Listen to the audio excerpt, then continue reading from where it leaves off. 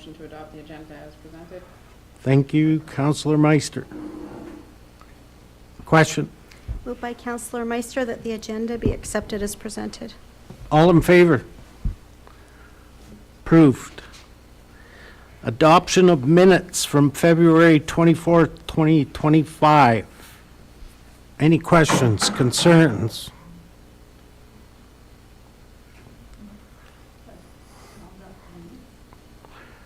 Councillor Ross? Question? Moved by Councillor Ross that the regular meeting minutes of February 24th, 2025 be accepted as presented. All in favor? Approved. Delegations. Abe?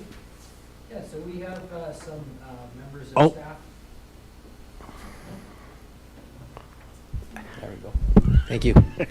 We have a delegation from the Livingston Range School Division here tonight, members of staff and the board to meet with council. Perfect. So whoever's the spokesperson here.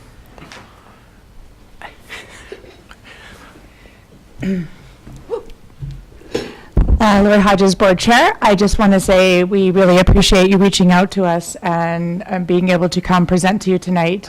And hopefully this is a ongoing thing and be able for collaboration and maybe potential partnership on things. So I'm not going to take up too much time because we only have 15 minutes.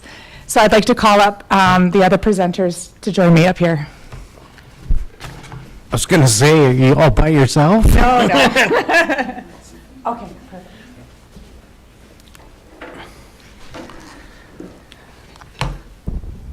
Good evening, everyone. Is that on? Oh, okay. I'm Daryl Sigwin, Superintendent for Livingston Range School Division. Brought with me several people. We're going to just scratch the surface of the types of programming that we've got available here in Claresholm for the kids in this area. But if you want any more information, certainly feel free to bring us back or to schedule a meeting another time where we can go into things in a little more detail. But it's going to kind of be a whirlwind, and I'll turn some time over to Shay right now, who is the principal at West Meadow Elementary School. So Shay Mello. Thanks, Daryl.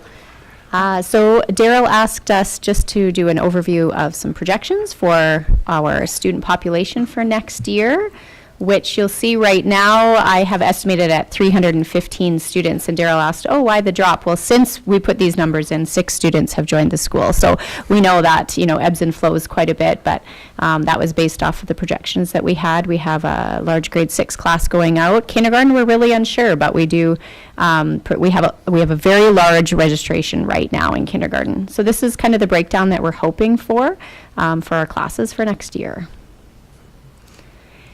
We are a Leader in Me school, and we are kind of revising and readjusting how our staff approaches leadership, culture, and academics. But generally, we use this framework to organize student groups as well as staff groups, and it really provides a great structure for us to ensure that we maintain our focus on these 3 key areas. And one of the goals we've had, I just started at the beginning of December. One of the goals that we've had is to enhance our relationships and partnerships throughout the community. And in only a few months, we see that building.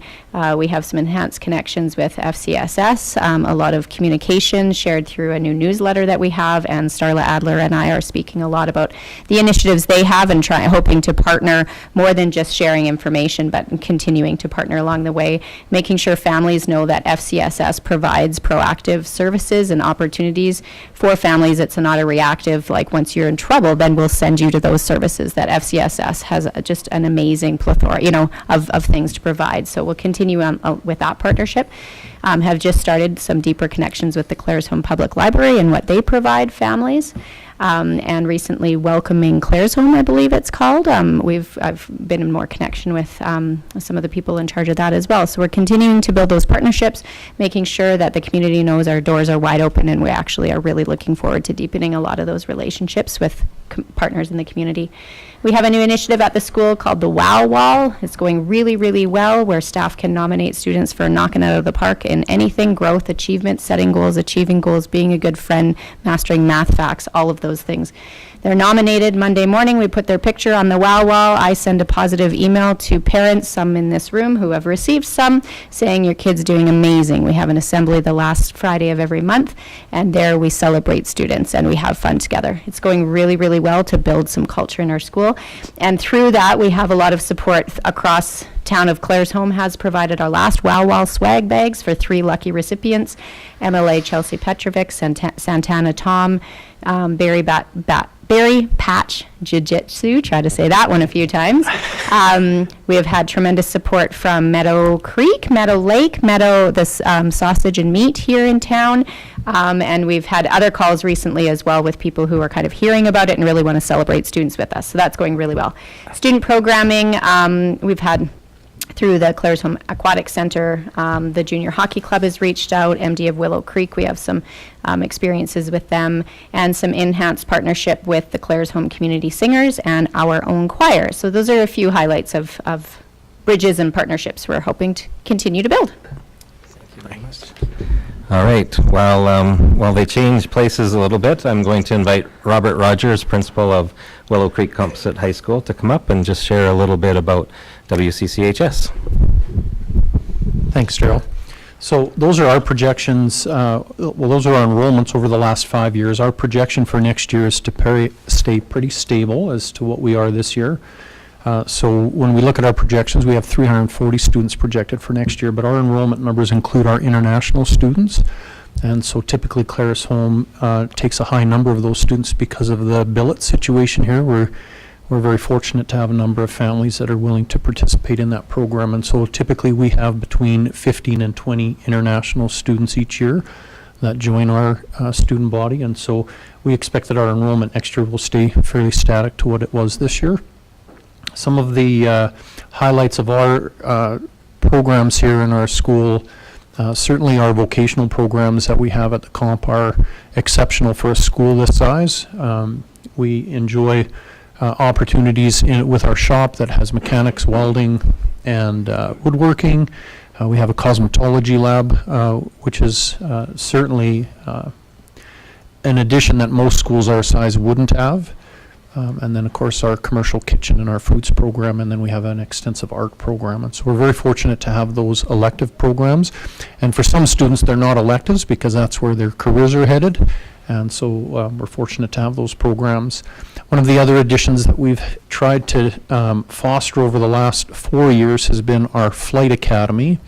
And so we work with the CFI flight school in town here. It's been a bit of a bumpy road because we struggle with our insurance through the school division to let kids actually fly an airplane. And so ground school is good, but for some reason the insurance company doesn't like kids to drive airplanes. So we have found a model this year that actually works to where students can actually get into the airplane and begin to collect their flight hours. And so it's how we register them and where the money flows. And so we've worked out an agreement with CFI to where in the first year students will register through the high school, and that's when they do their ground school work. And then in the second and third years, they register directly with the flight school. And so because funds are going directly to the flight school, they earn credits through submitting their flight reports to us. And so it's a way for us to have the registration for the flying go directly to the flight school. So we're hoping that over the next couple of years we can grow that program as we're able to start to advertise that kids can actually fly in the flight school. So that's a benefit. So Cool. Thank you. Thanks, Robert. He's going to switch out with Rob Charchin. Rob is one of our off-campus teachers, mostly here in the, Fort McLeod North, I think. But Rob will talk to you a little bit about some of the off-campus programming that we have in the jurisdiction. Hi. 3 basic kinds of off-campus programming. One is work experience, and work experience has two fundamental paths. I can place a student in work experience. I could place them in one of businesses that you own or operate, and Livingston Range School Division through the province would provide insurance in case of any kind of work site hazard, accident, that sort of thing. But, that's fairly rare, but that's what we do. And then I've supervised and student monitoring, make sure everything's going okay. And that could last for 75 hours or 125 hours or 250 hours or more. All depends. And then another way students can do work experience is to place themselves. So in other words, they could get a job and then they can call me, or their parents can call me and say, does this fit for work experience? And if it fits, and how do we decide if it fits? Basically, if the student is well supervised and I can file a detailed report saying that they're learning and they're safe, then generally it qualifies. That's work experience. The other program we do is RAP, Registered Apprenticeship. That's with the province of Alberta, with AIT. That's Apprenticeship Industry and Technology. And students can earn apprenticeable hours in the trades. We have a couple of students doing that. We have anywhere between 2, 4, 6 of them at any given time from Willow Creek School. So we've got 2 doing that right now. And me and Mr. Rogers might talk about their programming and maybe let them out of a class that's not a core class, like, say, cooking or art, so that they can go and get extra time, not just after school and weekends. And then, of course, they can do it all through the summer. And then the last part of the program, programming, that probably in town, but it's taking place just outside of town. That's where students study agriculture, and it's apprentice-like. It's not an apprenticeship, but it's like an apprentice. It's they call it apprentice-style learning. So students could be with family members, could be with Uncle Hank, could be with a local chicken producer or egg producer. They can be paid, not paid, but they study that agricultural stream. Here are some common examples just outside of town of Claresholm. Cows and calves, feedlots, I said poultry, and equine. That's pretty common. And then there's this little thing that I eat every day, grain. And so students could study the grain business and get up to 18 high school credits, maybe get paid, maybe not get paid, but they're earning those credits, and they all go towards the high school diploma. 18 credits? For green certificate, Wow. yeah, for the apprentice program, Yeah. 1,000 hours of apprenticeship equals 40 high school credits. Nice. It doesn't exempt them from math, social science, English, and phys ed. Okay, thank you. Perfect. Rob. Thank you. Appreciate that. And if we could move ahead, actually 2 slides.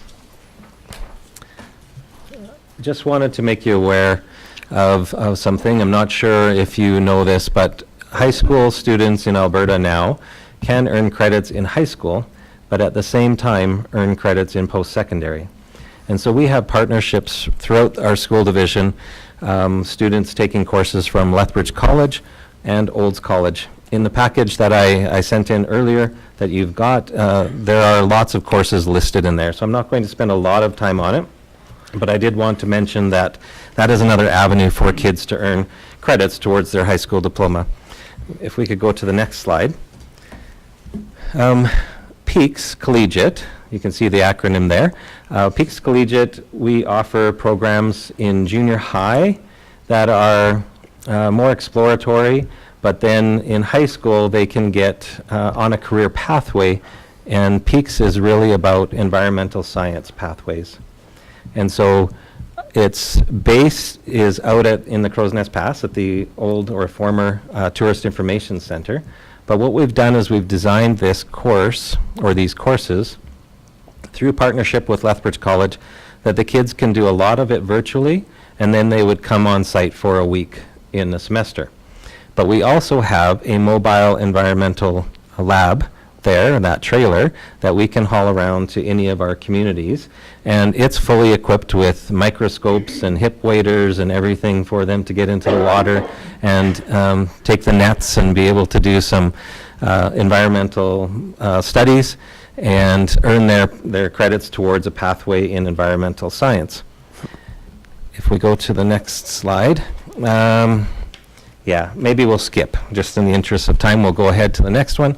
Another collegiate that we've got going on is the Southern Alberta Collegiate Institute. That's a partnership with all of those school divisions that are listed on the bottom.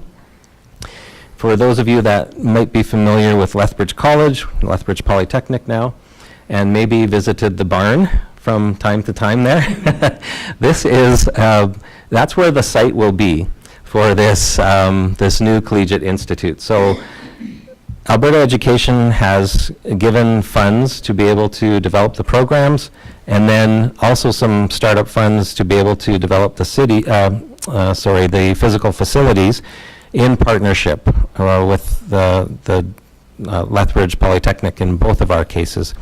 And so this one here is really focused more on trades, agriculture, and health career pathways.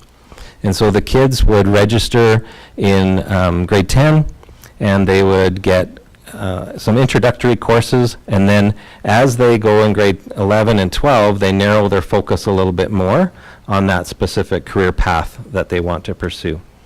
And so that's another option available to Livingston Range students. If we go ahead, these are other kind of courses that we offer our students across the jurisdiction that allow them to get some certifications so that they're ready for employment in different fields. So first aid, WMIS, and then there's more specific ones if you're heading to the ski hill and that sort of thing with ski and snowboard instructing and avalanche training, and you can see the other ones up there. Even trying to boost our local officials and get some basketball officiating in there. And the really neat thing is that with many of these courses, different agencies have stepped up and will provide a lot of the funding and even the instructor. And so we just have to get the kids there. It's a nominal fee for them to participate, but it's another way for them to start down a path and maybe just employment, part-time job, or get some pre-employment certifications that would allow them to move further into that field of work. Next slide, please. So on the right, you see, and my time is up, so I will be quick here, but you can see the off-campus programming enrollment numbers in our school division on the left, and then Claresholm's numbers are on the right. So for work experience, for example, what Rob was talking about, 21 students in Claresholm out of the 65 in the school division. 21 of those students participating in work experience are from Willow Creek Composite High School. And you can see he talked about RAP as well. Right now there's 2, whereas in the jurisdiction we have 27 kids participating. Some of the collegiates there, you can see the numbers. And the pre-employment are low right now because a lot of the pre-employment courses were happening in second semester. And so the numbers there will pick up as the year goes on, but that's why. If we go to the last slide, some of the potential areas that we see could be partnerships that we would like to explore a little bit more with the community here in Claresholm. And if you have desires, after you have an opportunity to digest this presentation and have desires to pursue it a little bit further with us, these are some areas that I think we could have some common ground to talk about. At times, we've had trouble recruiting staff to the Claresholm area. When I was principal here at Willow Creek Composite High School, that didn't seem to be an issue. But here we are 12 years later. 12 years later, I guess it has been already. And it's more of a concern for us now and getting more difficult to have teachers come out this way. Now, a lot of that has been due to the growth in the metro areas, for sure. Any teacher that's graduating from the teaching programs that wants to stay in the city often has that as a choice, right? And in the past, that wasn't the case. But there are things. The University of Lethbridge program is a very strong education program, and it used to be a lot of Southern Alberta kids would go into that program and then come back to Southern Alberta. But now, because the program is so good, kids are coming from all around the province and outside of the province, and then they're going back to those areas. So we're working with the Ministry of Education to expand the number of seats available for education in post-secondary, but that's, we'll work on that side. There are potential things, though, if you're interested, that we could work on from a community side. Also, we know that Claresholm is a rural community immigration pilot program, and when newcomers come to Claresholm, they often have children, that come into the schools as well. So we would love to be involved with you in more conversation around that and really make sure it's a good experience for everyone involved. Robert mentioned the Flight Academy. We've kind of tried different things over the last few years. We think we have a more successful kind of path, and so if there's things that we could work together in that area, we would love to see that program grow here and be really attractive for students across our division to come and participate in that program as well. And then, as Rob Charchin mentioned, sorry, Robert and Rob, we have 2 students right now in Claresholm with RAP placements out of, I think it was 27 or something like that. There's room to grow and for the Claresholm kids to be able to take more advantage of the RAP programs, and we'd love to see if there's a way we could work together to enhance that so that more students in Claresholm have some RAP opportunities. I apologize for going a few minutes over time, but that kind of concludes the presentation. I'm not sure if there's questions that either myself or any others could add, or if you'd like that to be another time. How could we increase the RAP placement opportunities? Rob, do you want to come back up and help with this one a little bit? So the question is around the RAP placement opportunities. What could happen? Normally I have 4 or 5. Oh, yeah, sorry. Normally we have 4 or 5 in Willow Creek, because it's just a little anonymous. I think by the end of this semester, we're probably going to have 4 or 5. Then we'll have some in the summer. And yeah, so that's just a little bit anonymous. But please, in the answer the question to increase, I work with a company called Careers Next Generation, and they help facilitate RAP placements. And right now, I just don't have that many students that are interested, but that could change. Oh. Yeah, it's just like, it's just like enrollment in a hockey team. One year you Yeah. got 40 kids that want to play hockey, one year you got 25. How did this happen? It's like that. Yep. Yep. Yep, perfect. Good question. Thank you. Questions? Councillor Kettle? Well, I have a little inside baseball on some of this, but I just want to say from the community point of view, I'm just so happy now that we're some years post-COVID that the schools are now starting to be able to get out and be back involved with the community, whereas, they were necessarily, a little bit insular. And the other piece, and it's kind of tied to it a little bit, is this community appreciates so much the vocational emphasis from the composite and being able to maintain that and encourage that, because the story over the years is that, Willow Creek's, taught half the welders in the community kind of thing, and we'd love for that to continue more and more as best we can. So those would be my 2 comments. I'm happy that you guys are getting out and getting around again. Thank you. Councillor Meister? I was just wondering if you wanted to touch briefly on the elections coming up and maybe kind of what you're looking for, yeah? We'd Just love to get have- your little Love clip to in have a there. minute to talk about that, right? Yep, I actually brought a handout so that I will leave with you guys. There's 10 copies here. Just kind of talking a little bit about how to become a school board trustee, and elections are, of course, October 20th. And so we'd like you to just, spread the word within the community and just maybe just share these pamphlets. If anybody wants any, they can come grab one, but it's on our website. They can click on the link, and then you can download the paper that you need to fill out in order to become a trustee. So, yeah, I was glad you brought that up. Thank you. Thank you very much. Any other questions? Perfect. We thank you very much. Very informative. I would like to see us work closer together about numerous things. So maybe a working group Yep. once every 4 months or 6 months or whatever, just to talk and try to work something out. Sure. Yeah, we Perfect. really appreciate that, and we're more than willing to be able to, hopefully some partnerships and collaboration, and that's why we're here today, and, make our schools the best they can be. Perfect. Yeah, Thank you again for your time. thank you. Thank you very much.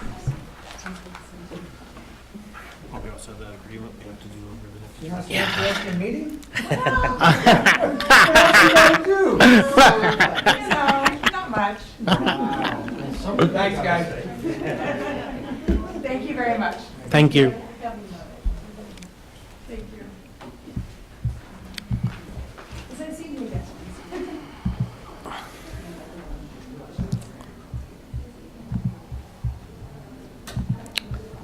Okay, moving on. Action items. Delegation response. Atco Gas. Abe?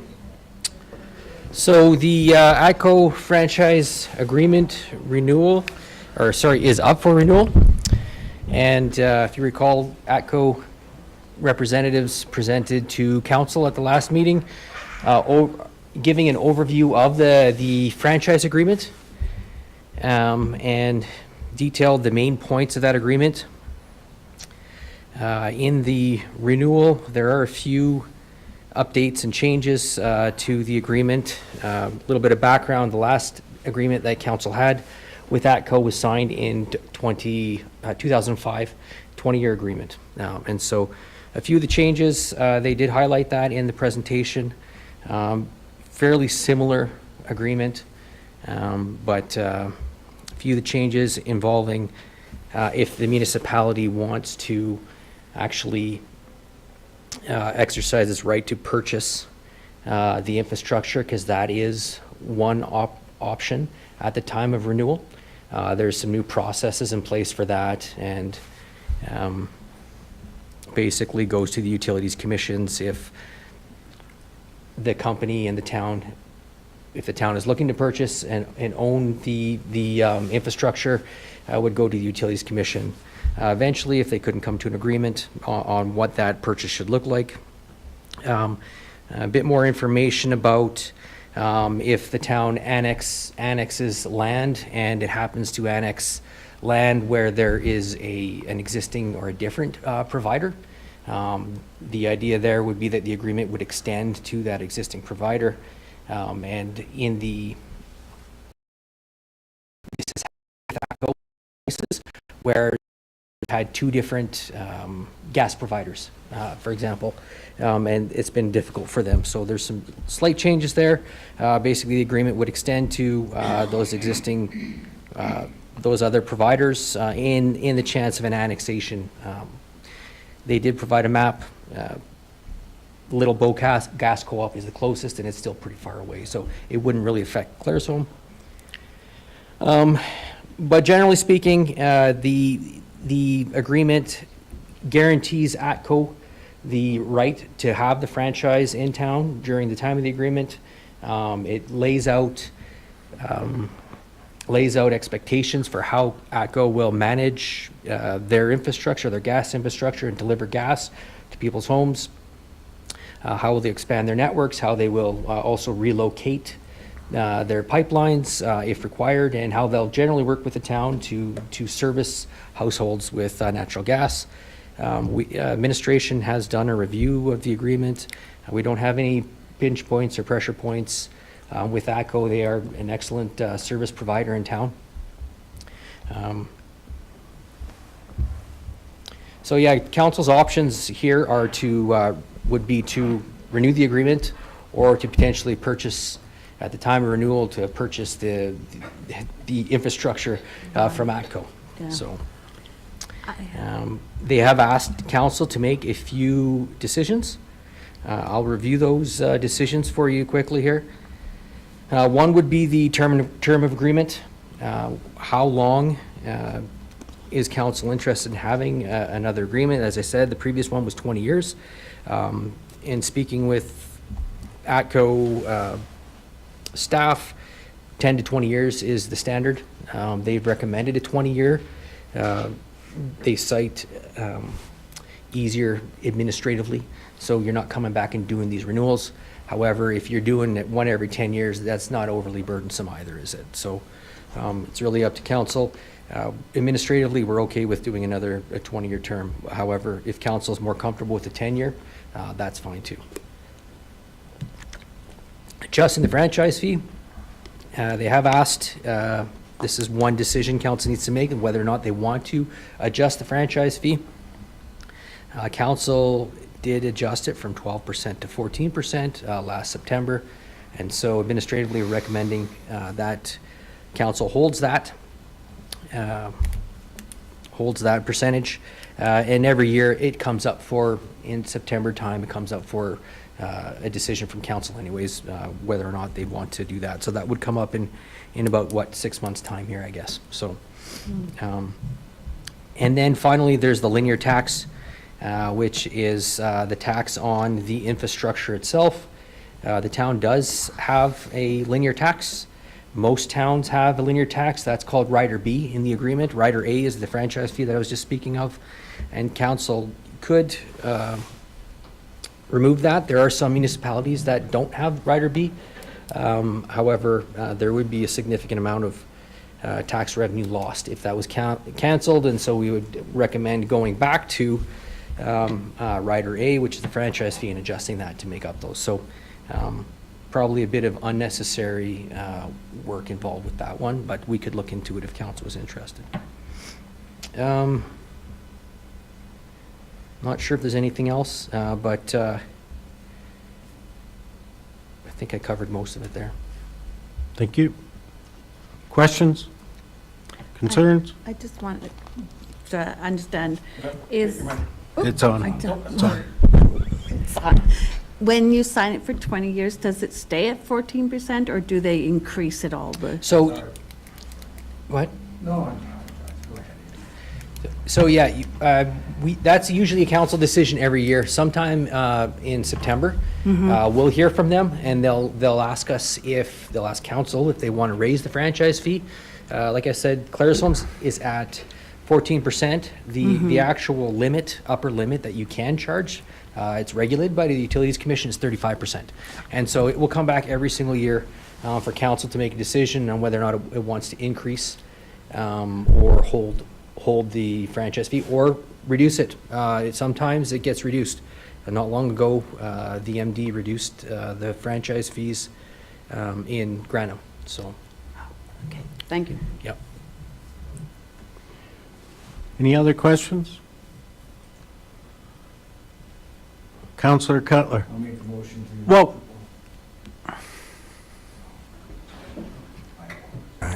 I'll make the first motion to sign another 20-year franchise agreement. Question?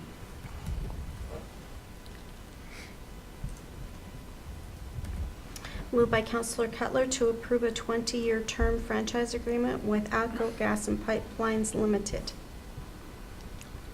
Questions? Concerns? All in favor? Approved. Second motion to maintain Town of Claresholm's franchise fee at 14%. Can I have a motion, please? I'll motion that, to maintain the town council franchise fees, ATCO Gas and Pipelines Limited at 14%. Question? Moved by Councillor Ross to maintain the Town of Claresholm's franchise fee with ATCO Gas and Pipelines Limited at 14%. All in favor? Approved. Town of Claresholm to continue collecting linear taxes from ATCO Gas. Can I have a motion, please? Councillor Meister? Question? Moved by Councillor Meister that the Town of Claresholm continue to collect linear taxes from ATCO Gas and Pipelines Limited via Rider B for ATCO Gas and Pipelines Limited. All in favor? Approved. So we'll update they've given us a template agreement. We'll put some of that, you have to have the franchise fee in there, some dates, and then the agreement gets adopted by council by bylaw, so we'll bring a bylaw back at the next council meeting for that. Thank you. 6.B, Provincial Government Correspondence. Honorable Rick McIver. Abe? So, in May of 2024, the government passed something called the Provincial Priorities Act. And you may recall last year, about a year ago now, we got some inquiries from Municipal Affairs asking what kind of, pardon me, my computer's acting up, asking what kind of agreements that our municipality had with the federal government. This was a lead up to this conversation we're having right now. But essentially, the province has passed legislation that is going to require municipalities to have a review of all agreements that municipalities enter in with the federal government. And so that extends beyond municipalities. It goes into regional service commissions, municipally controlled corporations, library boards. And so all of those groups, which are creations ultimately of the province, now must run by their agreements that they have with the federal government through the province first and through the relevant minister. There are some exceptions.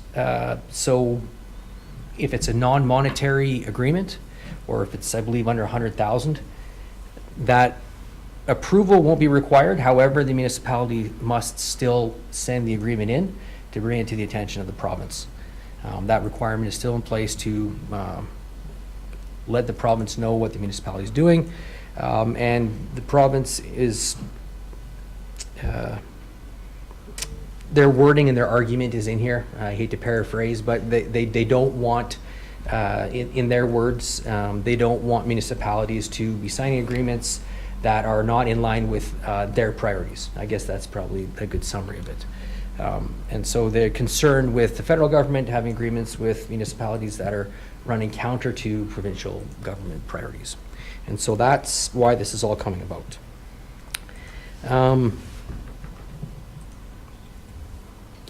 So this is just an information for council.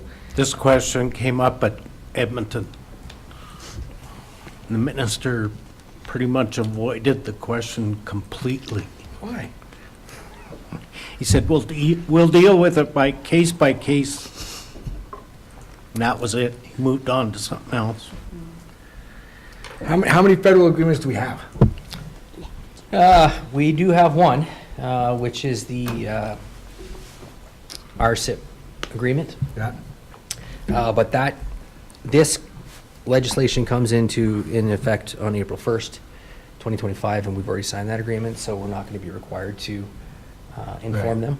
But there's that one, and could potentially, if we had to forward that along, there'd be some oversight from the province on that one, for sure. But however, it's again, it's non-monetary, and according to what we've been told here, it would just be an information sharing for your information. Right. So there's got to be some agreements. I'm just completely speculating because there's not a lot of details. Yeah. And maybe the council table is not the right place to speculate. But I suspect larger agreements with larger municipalities would be the primary concern with that $100,000 threshold. Yeah. Councillor Kettles. I think the other piece, and again, it probably won't affect any of our committees, but, I mean, maybe if you've got government money to buy a new van, I don't know where some of those agreements hit, but I know that our various committees are going to be less able to negotiate or navigate these waters than maybe we're even able to. So I don't know how we kind of facilitate that sharing information, or I guess we got to understand it ourselves before we can pass it and make recommendations to our committees, but. Yeah, I don't think we're ever meant to understand it, so. Probably the government's way to get rid of red tape. Yes, there we go. I can see it happening. Like certainly, the Transportation Society is a good example. It's a good question. I hadn't thought of them. They are organized under the Societies Act, which technically is a creation of the province. That's provincial. That is provincial legislation. What they hit on, so I don't know about that one, but what they do hit on here would be like service commissions. So we've got our solid waste landfill. We've got ORSC planning, for example. Those are the two that would come to mind. But societies. I agree with you, Councillor Kettles. That's my concern, is more paperwork and more understanding and more explanations to different levels of people that just, I don't understand why. It just blows my mind. It's kind of like a petty argument between parents. Yeah. It's kind of what it feels like. Okay. I've got some other opinions, but I'll hold them to myself. Oh, don't hold back. Red tape and politics. Well, Fantastic. I'll be quick. last year, when they started inquiring about these, we were asking questions, and we didn't get a lot of information when we asked those questions about why. And it's still a little bit vague, right? So, Meant to be that way. Yeah. Okay, moving on. 6.C, other government correspondence, municipal district of Willow Creek. Abe? Budget. Did we miss one? 6B2. Sorry, I missed one. Yep. 6B, the budget. So, just information on the budget that has been tabled in the legislature, and some highlights of that budget, the few takeaways in here. Highlighting the local government fiscal framework and the capital operating, particularly is going to be going up 13% this year as per the new funding structure. Municipalities will generally see a slight dip next year. They know 2 or 3 years out now, and so there will be a slight dip, but it is projected to go up again after that. A little bit of conversation on grants in place of taxes. The GPOT program, that was a big topic of discussion at the last Alberta Municipalities Conference, and there was some advocacy for municipalities to get that back. That got halved back in possibly 2018, and that is the grant that the province pays municipalities. They don't pay taxes to municipalities. It's a grant they pay in lieu of taxes. That got halved, and I think we previously shared with you those numbers.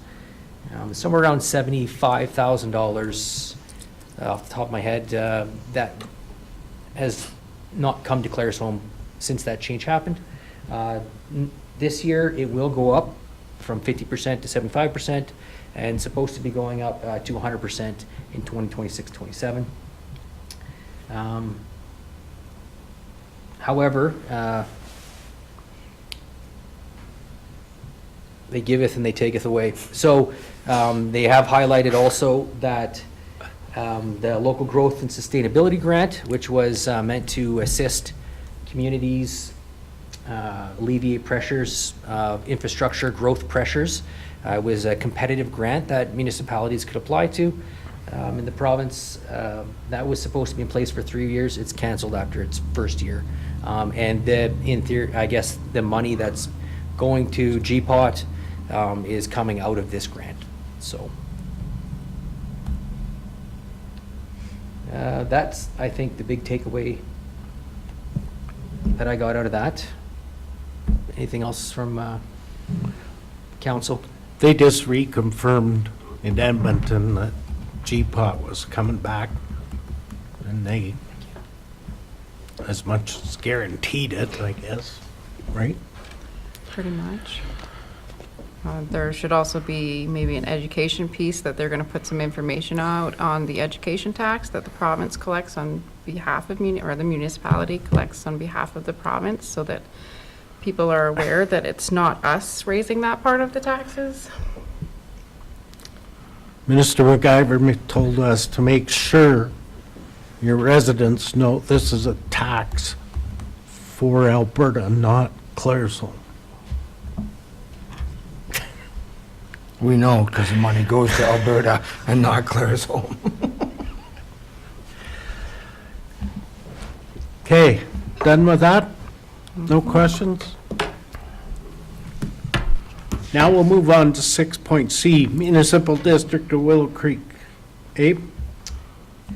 Yeah, we have some correspondence here from the MD of Willow Creek about a library board appointment recommendation. Under the bylaws of the library, the public library board, the town, because the library is located in town here, is actually the town council that is the body that approves board appointments. And so one of the MD's appointee to that board, their term has expired, and they're asking council to approve Councillor Hemaway to the library board for another 3-year term. Questions, concerns? would, yeah, never mind. It's there. We don't have, we don't need a motion or nothing, do we? Yes, yep. Fair enough. Could I get a motion? I'll make that motion then to appoint Counselor Hemaway to the library board for an additional 3-year term. Question? Moved by Counselor Zimmer to reappoint Earl Hemaway to be a representative on behalf of the Municipal District of Willow Creek on the Claresholm Public Library Board. All in favor? Approved. 6.D, local correspondence, Claresholm District FCSS. Abe? So the Claresholm District FCSS is just have an invitation to council to attend their annual volunteer appreciation dinner and awards. That is at the community center. This year's National Volunteer Week theme, volunteers make waves, together we create ripples of change. And so the event is happening Tuesday, April 22nd. Doors open at 6. Introductions at 6:15, volunteer celebration from 6:30 to 8. And they are inviting the mayor to say a few words at this event as well. Take it for information. 6.D, Claresholm Social Center Society Letter of Support. Abe? Yeah, sorry, I should just point out, they are asking for an RSV, they are asking for an RSVP, so if anybody wants to go. I think we're all capable of doing that, Pardon? What? of RSVPing ourselves. for No, the- they want to know if the mayor's going to come say Oh. some words. No, they want to know if you're going. I'm not going if I have to talk again. I was just thinking I I'm might be going. gone that day. you Yeah, know? weird. Can you folks please contact Starla You bet. if you're gonna go? That'd be Yep. great. Yeah, Thank you. perfect. Babe, I'm going. Okay, Okay, buddy? okay. Let's start one. Okay. That's what Counselor Meister just said. I heard that. You going? I know. I seen that email. I have to check. I don't know right now whether I can make it or not. That's okay. If I have more warning, I will be able to fill in the shoes. You did great last year. Yes, you did. Thank you. Who else is going? I'm going, I'll be helping I'm set going. up and everything, yeah, so. I'll probably go this year. Perfect. Still have to Is contact that Starla. what you needed? That's great. That's just great. I will go and talk to Starla. Only if I get to sit beside Abe.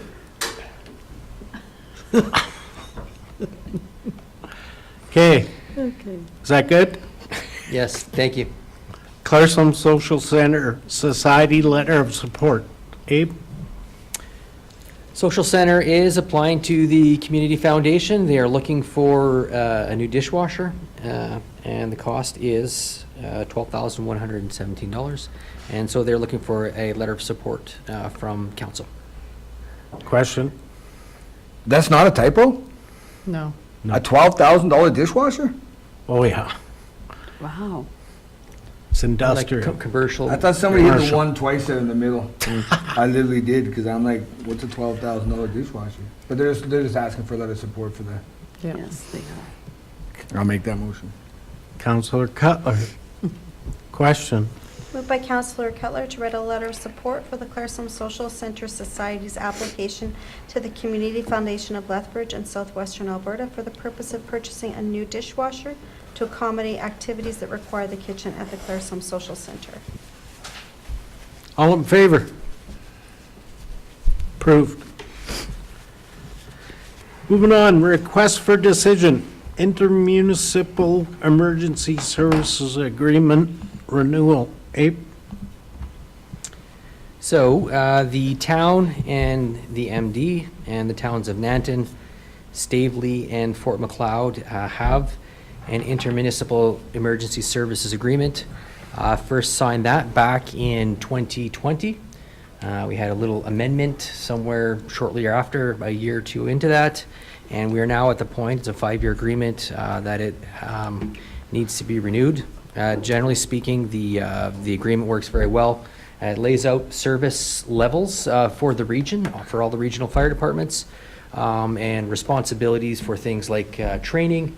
It organizes a couple of different boards, or at least the Intermunicipal Emergency Services Board, rather, and organizes, dictates how often they need to meet to review the agreement, to ensure it's running properly. Covers cost sharing for the fire halls, and for example, the MD contributes to each fire hall in the region $9,000 a year to assist with fixed operating costs.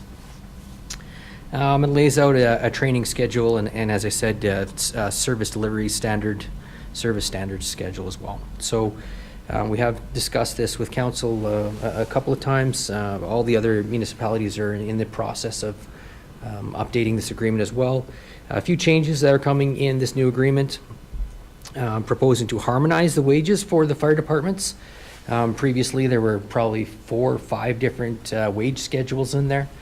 So we will proposing to harmonize the wages, establishing a junior firefighter program across the region, increase in annual fire hall operating cost support by the MD from $9,000 to $12,000 a year. Additionally, the MD will be contributing $3,000 a year to each hall or each community for the use of their town-owned command trucks. So each town has a fire chief or a volunteer fire chief, and they have a command truck. The MD will contribute $3,000 to recognize that those trucks often go out and do calls in the MD. So the agreement is here for your approval, council. Questions, concerns? Could I have a motion, please? I'll make a motion to accept the intermunicipal service agreement as presented. Councillor Zimmer? Question? Moved by Councillor Zimmer to accept the intermunicipal emergency services agreement 2025 renewal as presented. All in favor? Approved.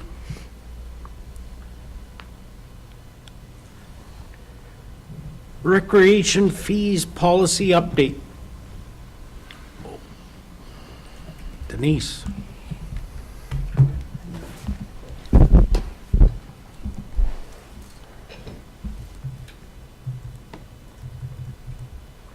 Am I leading this whole one? I hope not, Abe. Why don't you introduce it there, Denise? Pardon me? Would you like to introduce it? Yeah, I can. Okay, so this is a recreation fee policy update for 2005 to 2028. We went with a little bit longer this time. Through the description and the discussion options there, we've kind of had it set up piece by piece.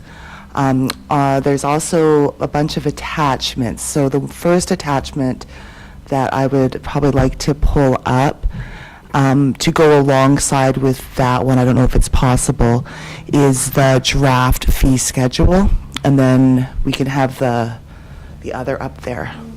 Can't really have both up at the same time, but you can talk about which one you want to go through first. So, okay, yeah, if you could, yeah, so if we can have, I will go through the schedule, and then we'll look at the other part, if that works.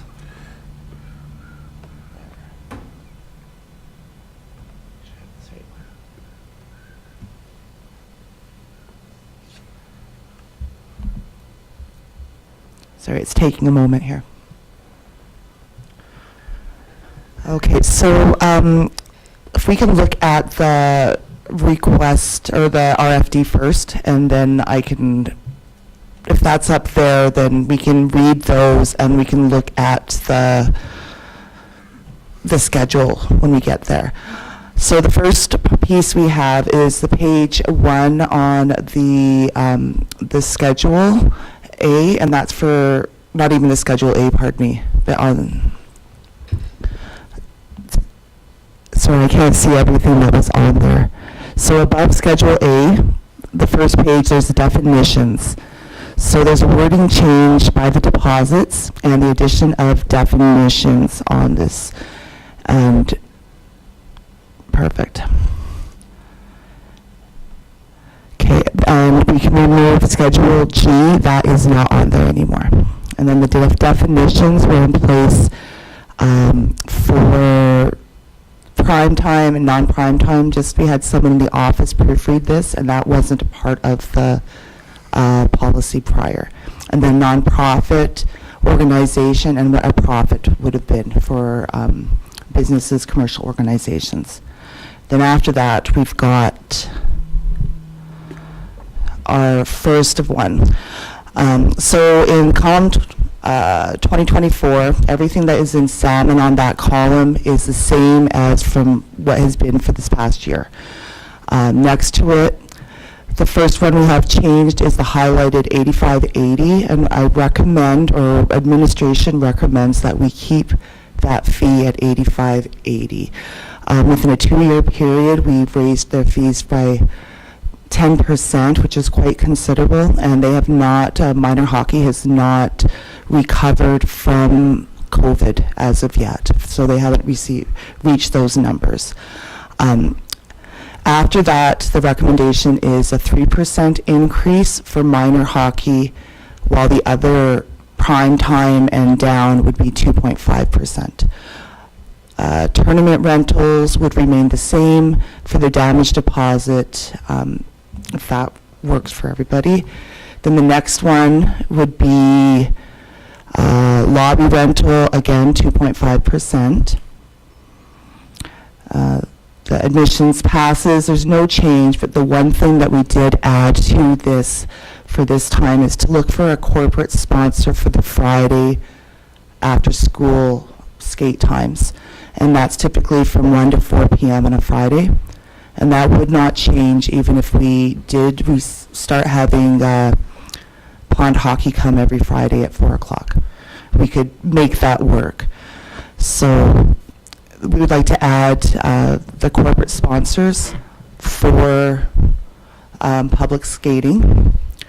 Then if we continue down, those are still 2.5% changes, but the highlighted one for the concession rental, we'd like to keep Steph Norby at the arena as the concession operator if all possible.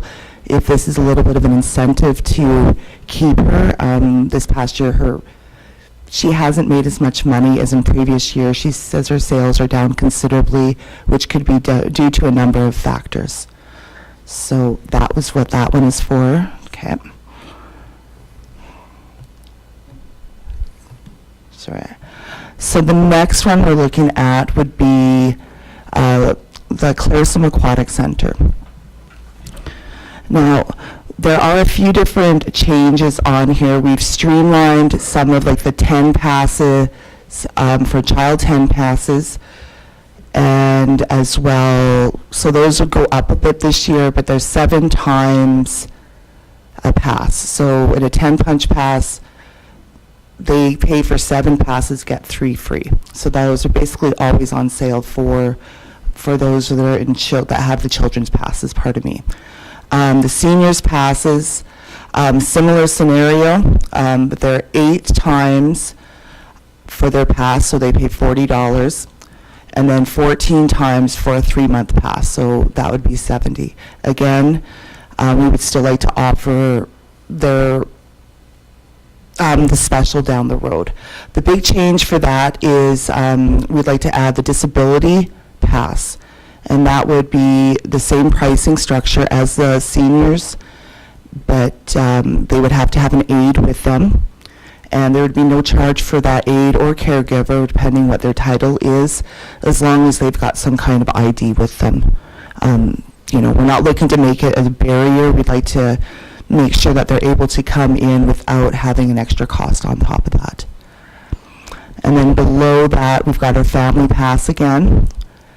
And then the 3-month pass special, we'd like to offer that for the month of May and for the month of December. So that's a 3-month pass. So there'd be the summer specials and then a December when, you know, people want to get in shape, January, February, March, or they would like to give something as a gift for their kids. That's what we'd like to propose, is just to expand that a little bit, and then maybe we can work to sell more for like a 6-month or even a year pass, but really use those as an incentive to bring people through the door at the pool. The next one that we've got farther down as far as a change, everything for the pool goes up about a quarter, and which works out to be about 5%, which is probably higher than anywhere else. That being said, we at the pool, they don't have change like 5 cents or 10 cents. It stays at 25 cents.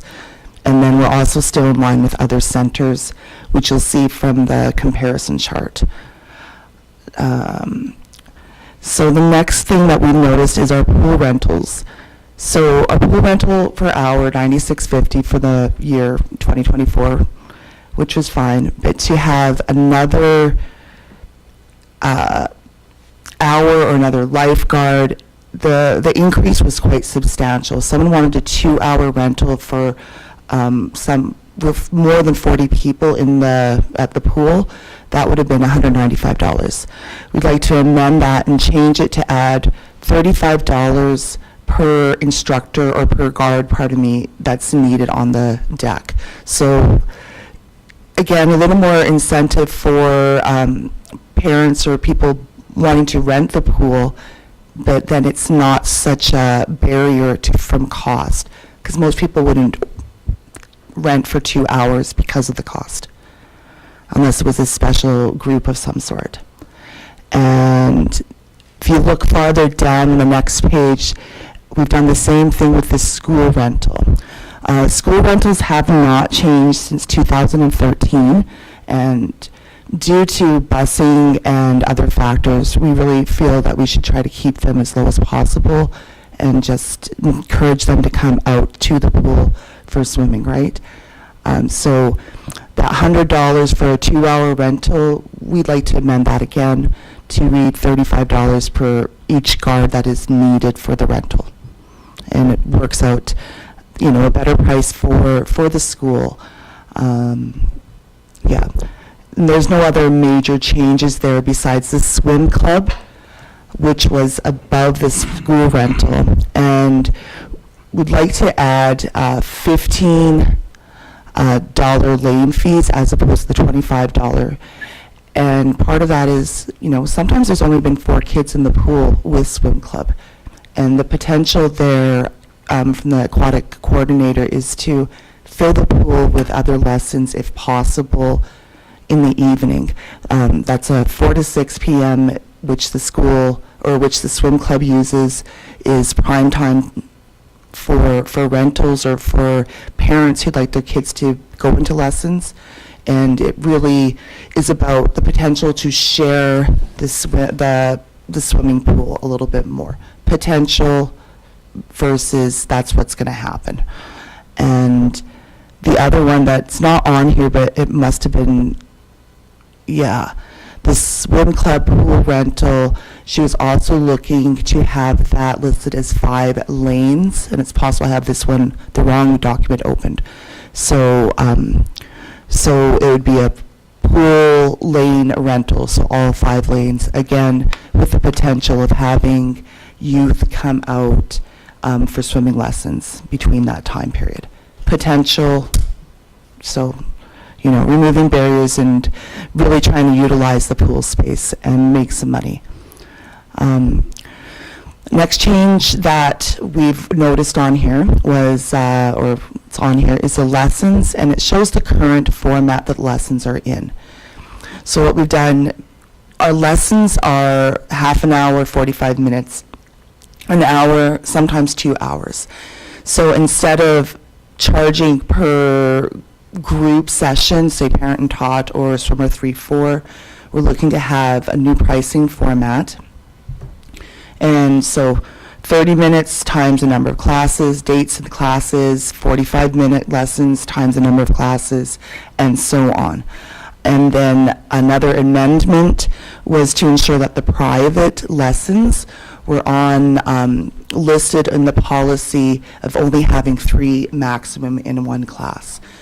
Prior to that, it's it was informal policy that the aquatic center followed to ensure there was only 3 people, and that's just to keep numbers down, but to make sure someone didn't get a private lesson for cheaper than we could have had a real lesson for. And then adding an additional person up to 3 people in a class for $10 more. And then farther down, we've got JLC drop-in fee. We've been using just the hourly fee, but we'd like to have a set drop-in fee for those JLC participants. Am I going too fast, too slow? You're good. Thank you. Okay. Next is the Claresholm campground. Okay. So we also have comparison charts with the attachments that were sent. Biggest change is the potential for the 50 amp full service, which will be set to be put in this summer, and that's the biggest change. So that would be, an extra $5 on their fees. But the rest of that, it's very much in line with other centers, and it's at 2.5%. GST is not included in that. And then the next one down here was just the Claresholm Ball Diamonds. And at this time, we only have a local 3-day tournament or the, regular local users. And so we've just looked at that and kept it fairly straightforward. Added a $5 every 2 years. It's not a major change, but it covers the cost to have the employees or the park staff get the field ready and make sure it's all cleaned up when they're finished. And then finally, multi-use community building. So when I was looking through the fees, then I had a conversation with Tracy in the office, and I asked, how often are these being rented out to the average person? And I don't believe they are, from what she had said. Nobody, unless you're a nonprofit, you're typically not using the facilities at the town office. So there's just a recommendation to change those prices a little bit, just to see if we can get them rented. That's it. So we see the number in orange is what it would be for profit per day, and then yellow is what the recommendation is, and it's just a little bit less. And it takes that 38.60 or 39.57, and I think it times it by 4 hours. And just to come up with that, the numbers weren't quite making sense. And if someone rents the facility, then we're $138.50 more than we had before. And same with council chambers.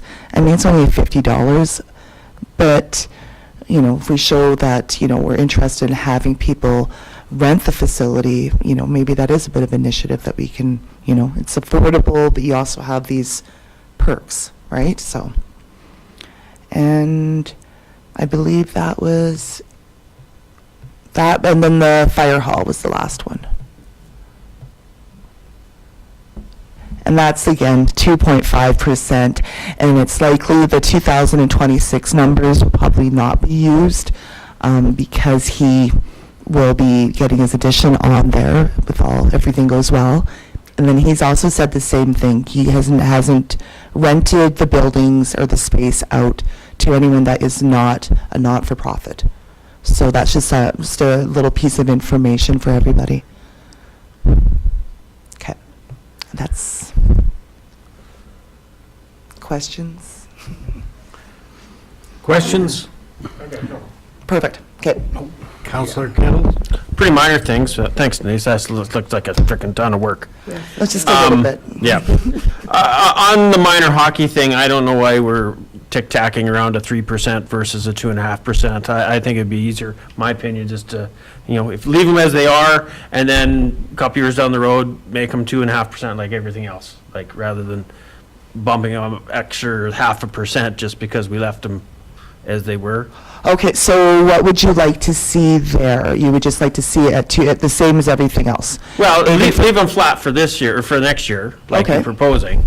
But then rather than giving them the extra rider at 3%, just do them 2.5% like you're doing everybody else. That's fair. That pretty minor thing. The other piece I had was on, and this never comes up, but in this council room, if it was to rent, does it include the tech? Because that's a market that I could see that the odd place might want to have to come in and do a big Zoom with their group or whatever, and the tech to me would be the win on that.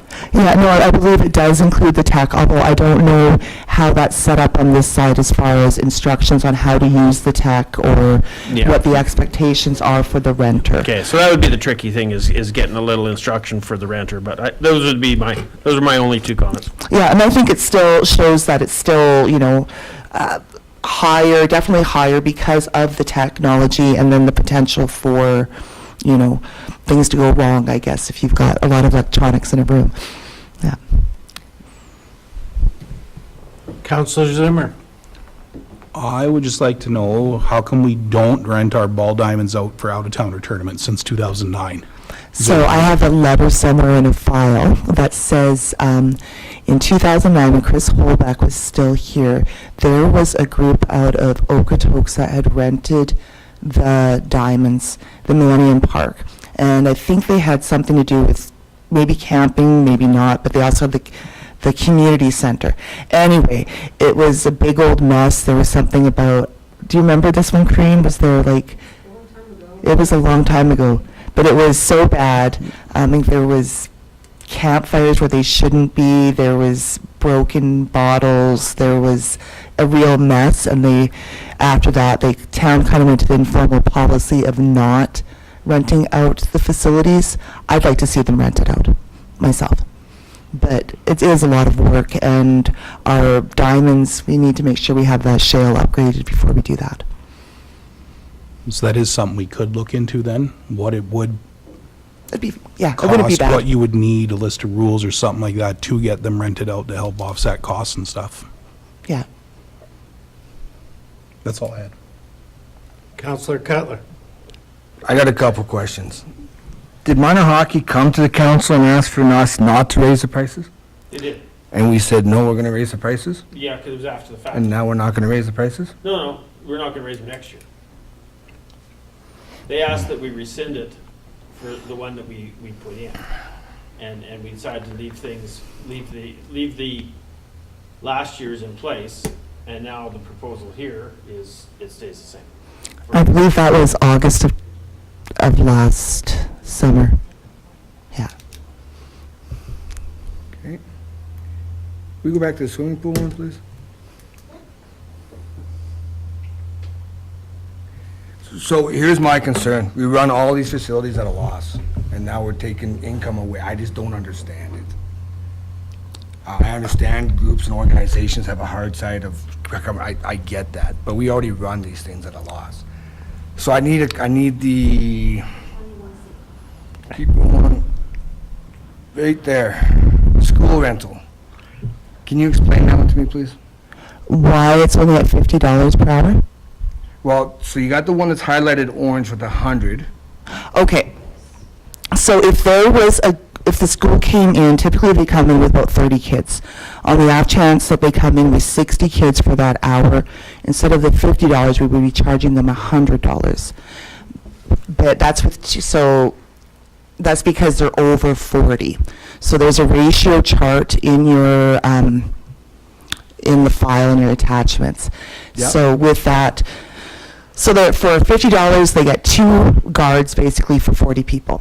So if we have 60 people, we need another guard. They're now paying $85 for that hour.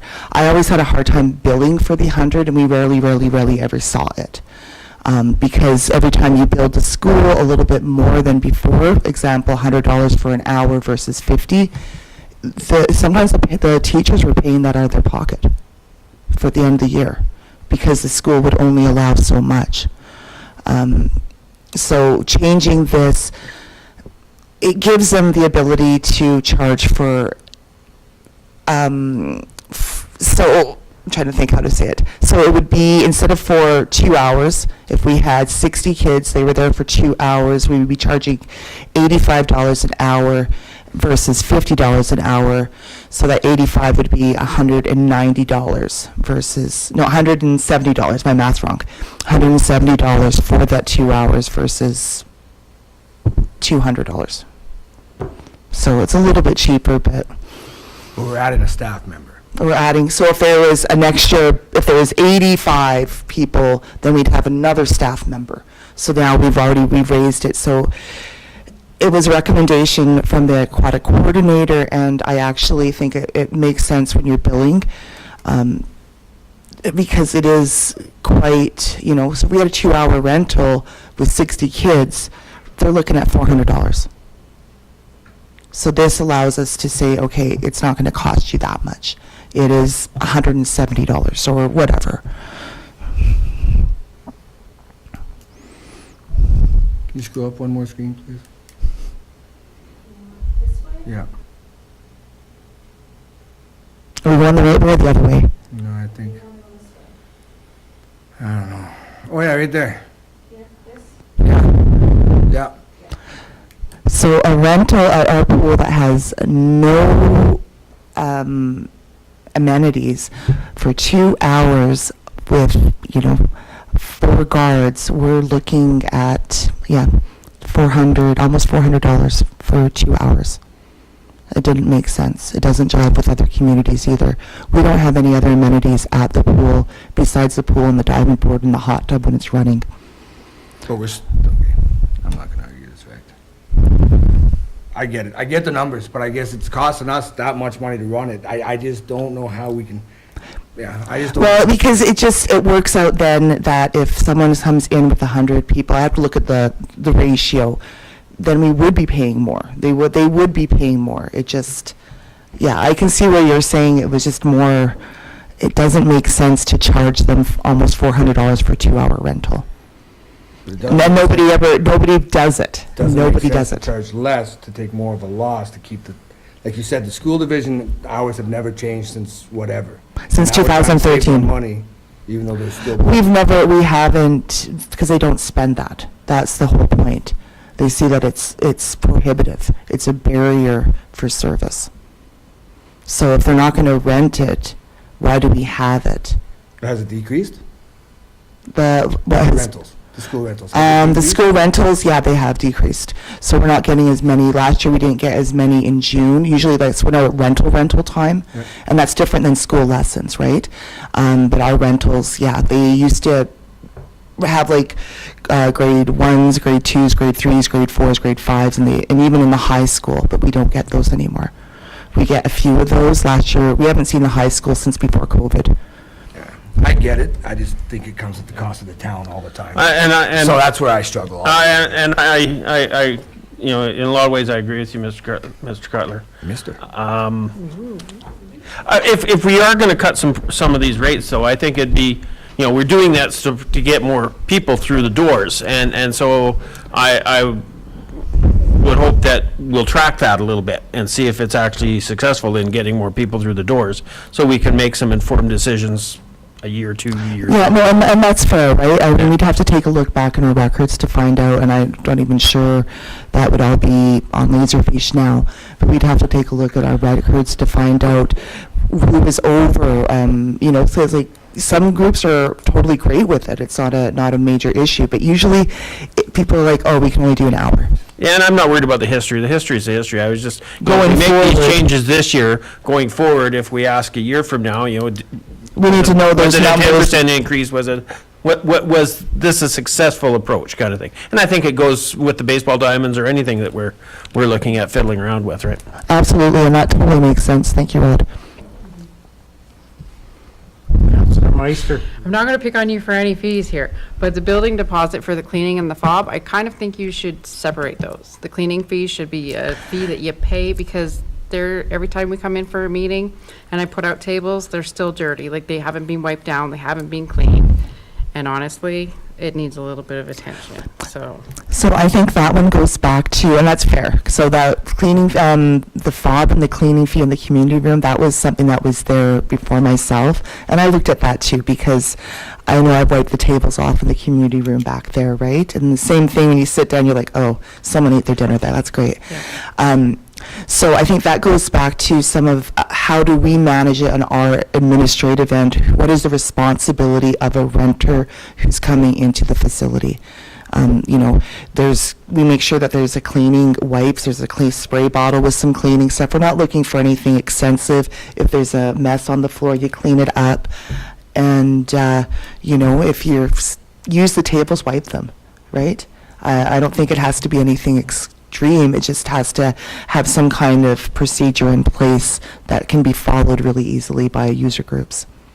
You can put whatever procedure in place you want. If there's not a cost associated with it, people won't follow Well, it. I think we can just go with the $50 for the cleaning fob. I mean, the expectation that a user group is going to clean your facility is a really great one. I know when we use you know, like the lodge room or the curling rink, for example, a few weeks back, we made sure that the space was clean. But, you know, not everybody, unless you walk through it and someone takes ownership of that, that doesn't mean that they're going to do it.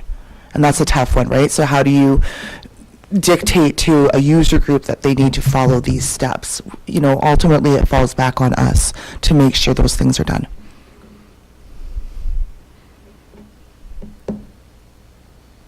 Any other questions? Concerns? You might be done in the hot seat. How much for just the hot tub? Only if it's working. Way to bring that one up. See, and actually, you'd still have to have your regular admission. You know, seniors rate at the Claresholm Aquatic Center starts at 55. Starts at 55, just saying. Oh, no. Can I have a motion? Counselor Meister. Question? Okay, so, But we did sorry, want I just need to changes, clarify yeah, this. so- Like, are you adopting it as she's presented, or is there any changes? No, Okay. as So, presented. moved by Councillor Meister to adopt policy number 5.7.10, the recreation fees policy as presented, effective March 10th, 2025. All in favor? Opposed? Passed. Thank you. 6.E, Texas 4,000 for cancer request. Abe? So, Texas for Cancer is a fundraising cycling event that happens pretty much every year. Didn't happen a couple of years during COVID, but essentially some students from, some university students from Texas do a bike ride up to Alaska. And usually there's 20 to 30 students that come through town, and Claresholm's on their route, and one of their stops is Claresholm. And so normally they reach out to, it's actually Councillor Carlson, who usually hosted them with a couple of meals, and usually brings this forward, but he's no longer with the restaurant. And so they've been in touch with our recreation manager to coordinate. They would like to come through again this year, Monday, June the 23rd. That's the 38th day of their ride. And historically, what they've asked of the town is to have free camping at the campground and some showers. And also for administration to coordinate a backup place to stay. Usually that's the library, Yeah. in case the weather's really miserable for them. June 23rd could be miserable. Yeah. June's a dicey They've month. stayed at the library before. Yeah, yeah. So I think historically kind of July 2nd or something, first week of July is when they come through. So But I believe the restaurant is working, the owners are going to work with them and kind of do what was previously done and provide a couple of meals for them and send them on their way. And so just looking for a motion, as we have in the past few years, for council to approve the group to stay at Centennial Park Campground for free, and for us to coordinate alternative place to stay as well. Questions, concerns? Motion, please. I can do that. Councillor Kettles? Question? Moved by Councillor Kettles to allow the Texas 4000 for Cancer Rockies group to stay in Centennial Park Campground for one night on June 23rd, 2025, for free of charge to support their cause of raising funds and awareness for cancer research. For the Claresholm Public Library to be offered as a bad weather alternative, and for administration to facilitate their stay. All in favor? Approved. 6.F.1, summer markets. Abe? So looking for bringing a new idea to council here and looking for some direction. But our community engagement coordinator is looking at doing downtown open markets. And would like to know council's thoughts and direction on the possibility of doing that. So looking at bringing people down to Amundsen Park weekly. There has been, our engagement coordinator is very connected with market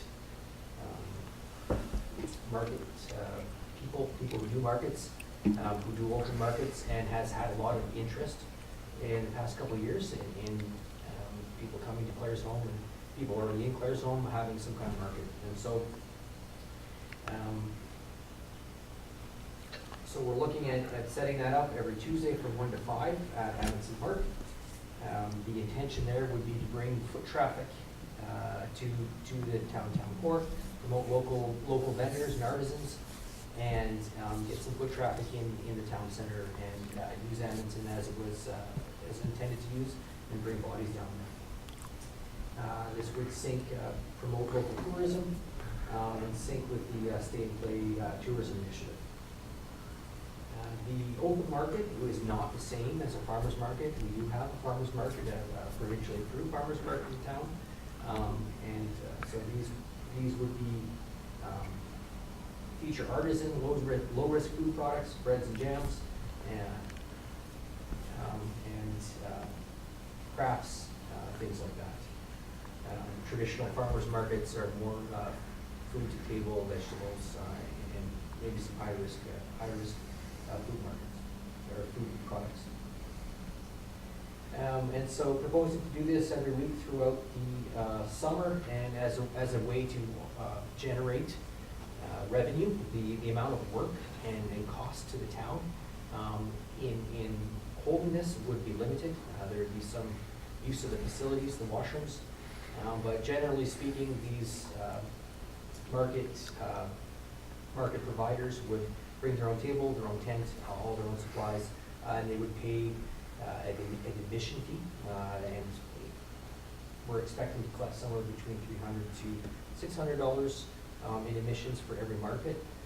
And the idea there is that that could offset, that money could go towards town events, and could offset some of the costs and the requests that we have for local businesses who regularly contribute to sponsor town events. And we have had some feedback that some businesses are getting a little tapped with sponsoring. And so this is a kind of a way around that, is an alternative way to generate revenue.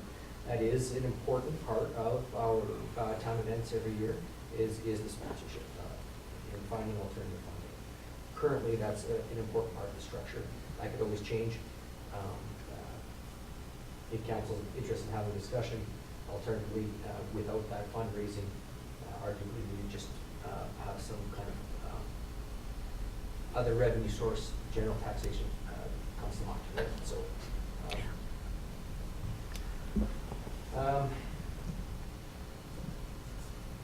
What am I missing here?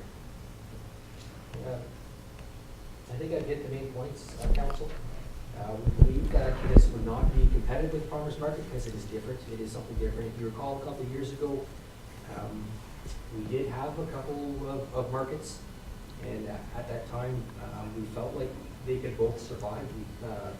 They wouldn't have to, one wouldn't have to eliminate the other, just have to schedule accordingly. And so we actually couldn't come to an agreement with those groups. So we just had the actual farmers market carried on and the new one didn't start. So you can ask questions or stop me anytime here, council. I think a couple of the main points, we would be looking to do these markets May long until the end of September, every Tuesday. So they would hold, one would hold on a Tuesday and the other market would be on the Wednesday? Yes, that's correct.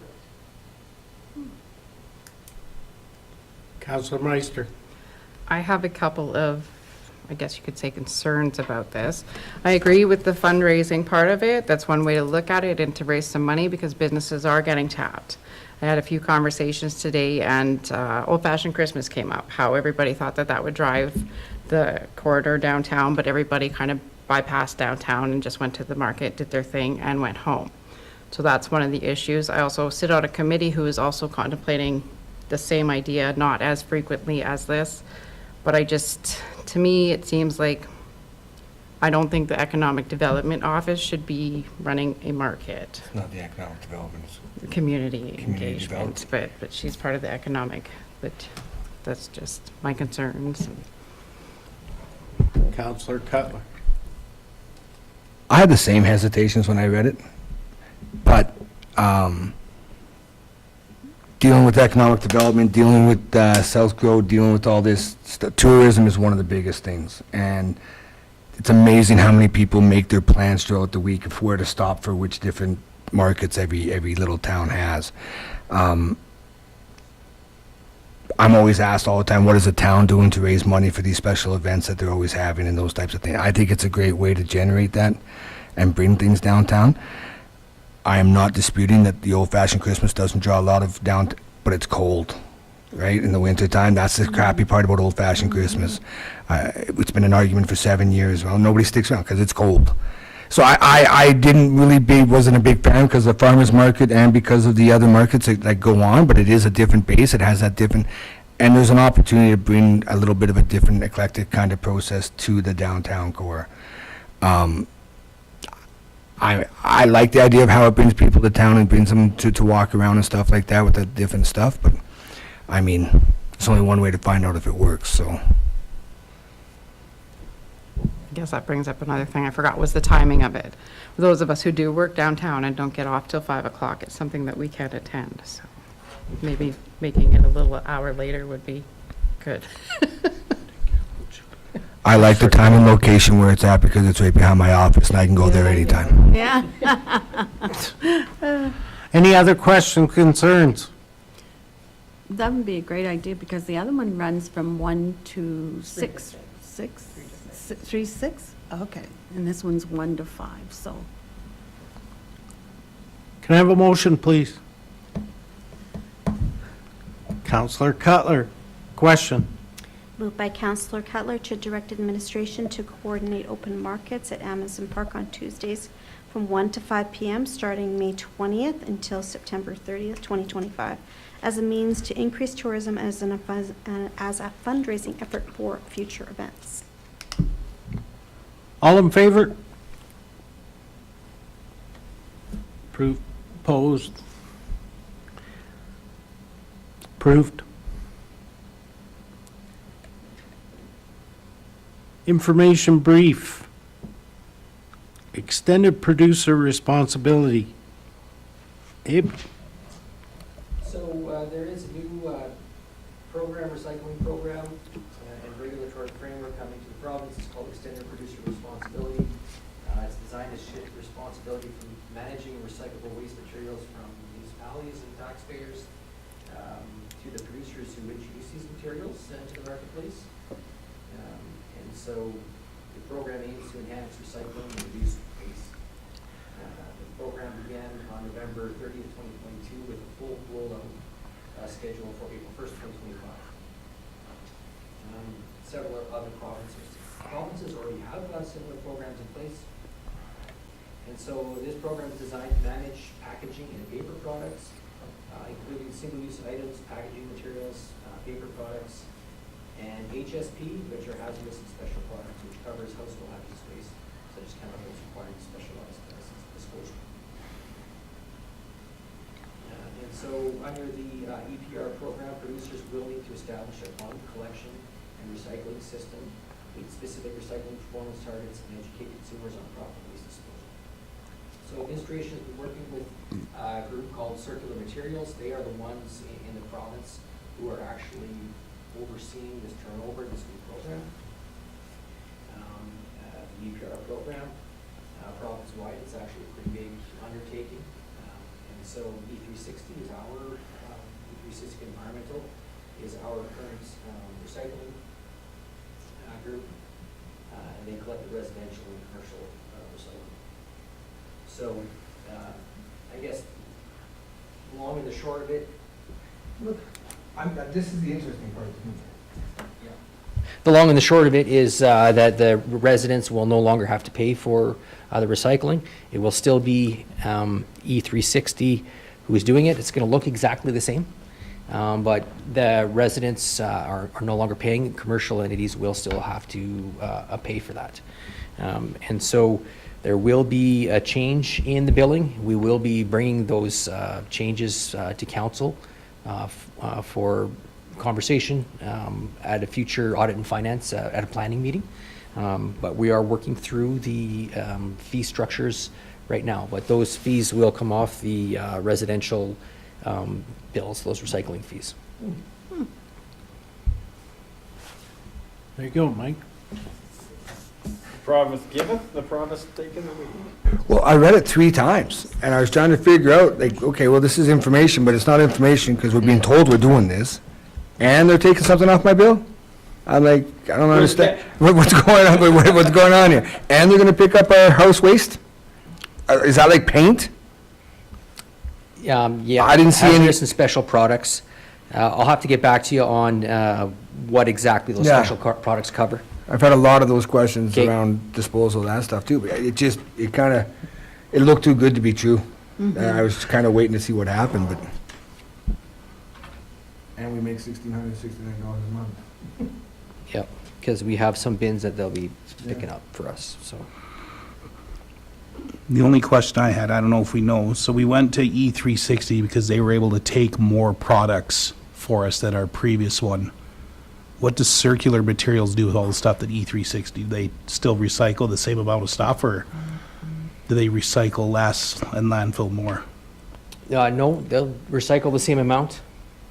Okay. It's intended to just carry on the existing program. E360 is still picking up the product. Right. Yeah. But then, do they not deliver it to circular materials? I don't know how that it's managed up at the recycling depot. I don't know that off the top of my head. Yeah, I think it's just who's paying. I think producers are kicking in the money. I think the actual handling of all the product and stuff on the back end is the same. Well, I had the same question is, can I still throw the same stuff in my recycling bin? Or is it just paper? Can I still throw my tin cans in there? Can I still throw my recycling in there? Or does that have to be separated? Because this is just paper products.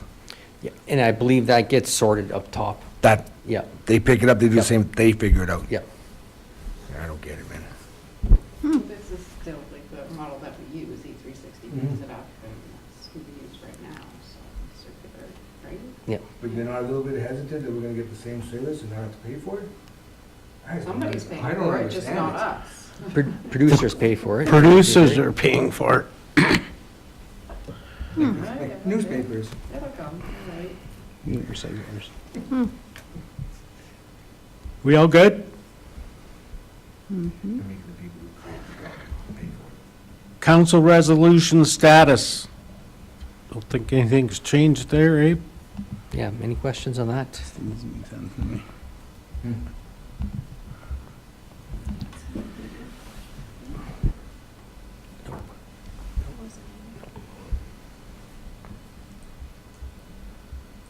Information items. Any questions, concerns?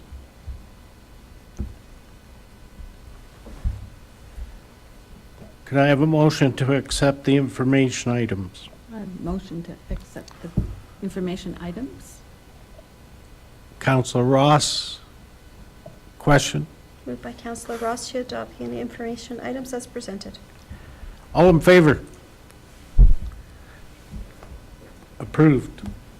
Motion to go in camera, please. Councillor Kettles? Question? Moved by Councillor Kettles to go in camera at 8:40 PM for the following item, FOIP Section 19, confidential evaluations. We are in camera. All in favor? All in favor?